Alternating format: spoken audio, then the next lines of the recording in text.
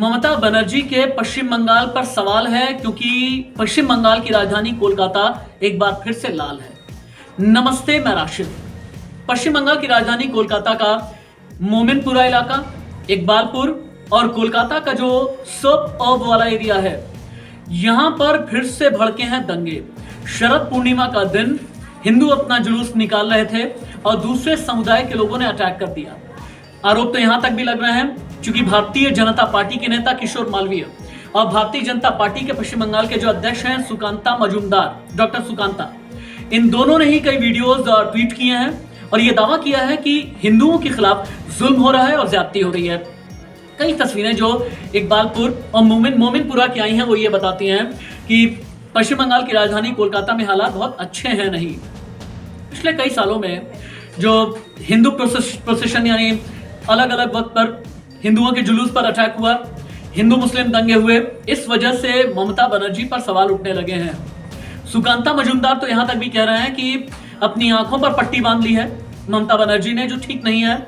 और शुभेंदु अधिकारी जो भारतीय जनता पार्टी के नेता हैं, जिन्होंने ममता बनर्जी के खिलाफ नंदीग्राम में इलेक्शन भी लड़ा था, शुभेंदु अधिकारी ने यह कहा कि केंद्रीय बल भेजे जाने चाहिए और केंद्रीय गृह मंत्रालय से अपील की है कि किसी भी कीमत पर कोलकाता के हालात कंट्रोल में होने चाहिए। हमारा सवाल है, ममता बनर्जी से क्या वाकई में पश्चिम बंगाल की कानून व्यवस्था संभल नहीं रही? क्या ममता बनर्जी अगर केंद्रीय बल पश्चिम बंगाल पहुंचता है तो क्या ममता बनर्जी की किरकिरी नहीं होगी? बार बार ऐसा क्यों है कि दंगे भड़कते हैं? बार बार कौन है जो भड़काने का काम कर रहा है? बार बार कम्युनल वायलेंस क्यों किया जा रहा है? और तो और जो कोलकाता पोर्ट के आसपास का लगा हुआ इलाका, मयूरभंज का जो इलाका है, डॉक्टर सुकांता मजूमदार का तो यहां तक भी कहना है कि कई ऐसी हिंदू फैमिली है जो अपना घर छोड़ करके पलायन कर रही है, घर छोड़ करके भाग रही है। क्या वाकई ये ठीक है?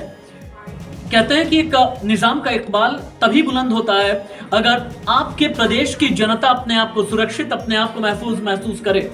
अगर ऐसा नहीं है तो पश्चिम बंगाल में ममता दीदी, आपकी सरकार पर वाकई सवाल पैदा होता है। सवाल इसलिए पैदा होता है क्योंकि इसी प्रदेश ने आपको एक बार फिर से सीएम बनाया है, लगभग 1.25 साल पहले।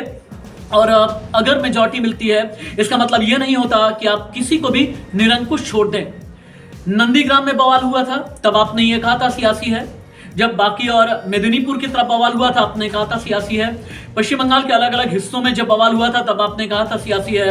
लेकिन अगर शरद पूर्णिमा के जुलूस पर हिंदुओं पर अटैक किया जा रहा है तो क्यों नहीं ये कहा जाए कि ये स्पॉन्सर्ड अटैक किए जा रहे हैं, ये टारगेटेड अटैक किए जा रहे हैं? और क्या पश्चिम बंगाल में हिंदुओं की टारगेटेड किलिंग की कोई सुनियोजित साजिश रची गई है? सवाल बड़ा है।